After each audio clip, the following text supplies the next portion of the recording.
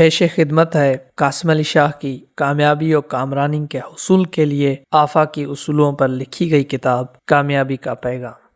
Column number 1، اپنا حصہ۔ اس کا انداز بہت تجسس بھرا تھا، الفاظ میں شدت اور بولنے میں بھی بہت تیزی تھی۔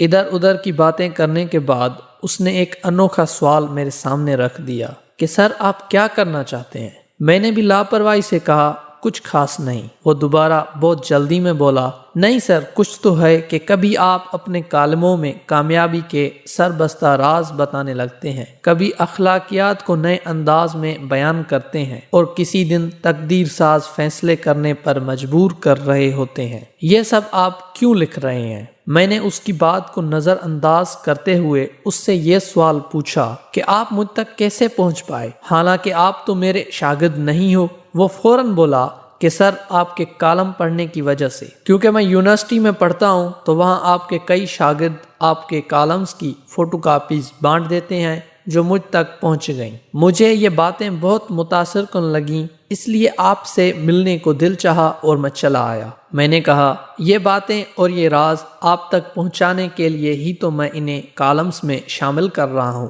وہ جنونی انداز میں بولا، مگر سر یہ باتیں ہماری قوم کو کہاں سدھاریں گی؟ ہمارے ہاں تو آوے کا آوا ہی بگڑا ہوا ہے، یہاں تو انقلاب آنا چاہیے، کیونکہ انقلاب ہی اس قوم کا علاج ہے۔ نوجوان کی دلیل بڑی واضح اور جذبات سے بھری ہوئی تھی۔ میں نے چند لمحوں کا وقفہ لیا اور اپنی سوچ کے دھارے کو اس نوجوان کی نا امیدی دور کرنے پر راغب کیا۔ اب مجھے بولنے کی جلدی بھی تھی اور میرے جذبات میں شدت بھی تھی، کیونکہ مجھے اس نوجوان کی برین واشنگ کرنا تھی۔ آخر میں نے سکوت توڑا اور بولا، بیٹا کہتے ہیں جنگل میں آگ لگ گئی، اور اتنی خوفناک آگ کو دیکھتے ہوئے سارے جانور جنگل سے باہر بھاگے۔ جنگل میں ایک درخت پر چڑیا کا گھونسلہ تھا۔ چڑیا نے جب آگ دیکھی تو فوراً اڑی اور جنگل کے پاس موجود ندی کے کنارے پر پہنچی۔ اس نے اپنی چونچ میں پانی کی چند بوندیں بھریں اور جنگل کی آگ پر پھینکنی شروع کی۔ یہ عمل اس نے کئی بار کیا۔ اس دوران جنگل کے بادشاہ شیر کی نظر اس پر پڑ گئی۔ شیر بولا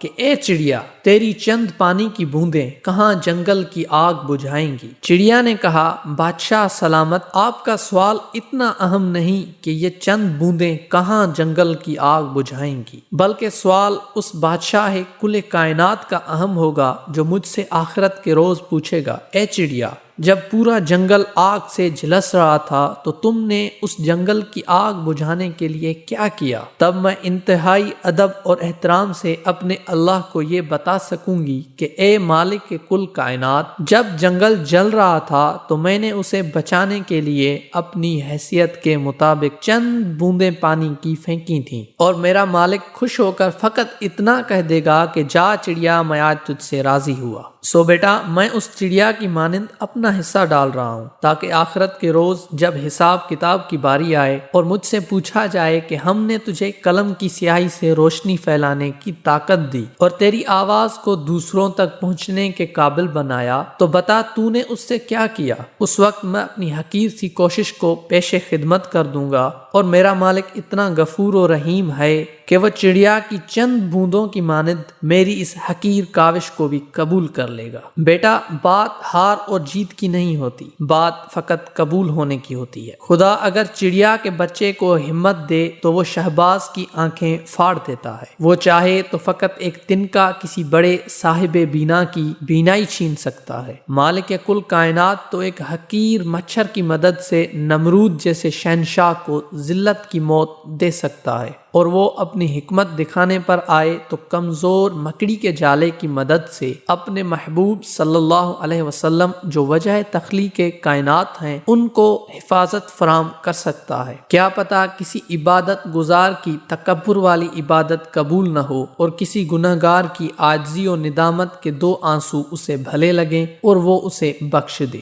ایماندار تاجر آخرت کے روز شہداء، صدیقین اور انبیاء کی صف میں کھڑا ہوگا۔ بیٹا کیا معلوم کہ میری یہ چھوٹی سی کاوش کسی کو کل ایماندار تاجر بنا دے، اور جب وہ ان عظمت والے لوگوں کی صف میں کھڑا ہو تو وہ خدا تعالیٰ سے یہ کہہ دے کہ مالک مجھے ایماندار تاجر بنانے والا ذریعہ تو فلاں شخص کی تحریر تھی، میرے مالک اس کو بھی اسی صف میں لا کھڑا کر، اور شاید اسی وقت میری اس کوشش کا صلہ مجھے مل جائے۔ یہ بات اہم نہیں کہ کسی عمل کا فوراً نتیجہ کیا ہے اور وہ کتنا مشہور و مقبول ہو جاتا ہے، بات اہم یہ ہے کہ اس عمل کی نیت کیا ہے۔ اگر نیت بہتر ہے تو مالک نے عمل سے پہلے نیت کو دیکھتے ہوئے اس کا صلہ دے دینا ہے۔ اس لیے اگر آج ملک مصائب میں گھرا ہوا ہے تو یہ دیکھیے کہ کون اپنی حیثیت اور بساط کے مطابق اس کی بہتری میں اپنا حصہ ڈال رہا ہے۔ یہ حصہ کسی ہم وطن کے لیے دعا کرنے سے بھی ڈالا جا سکتا ہے،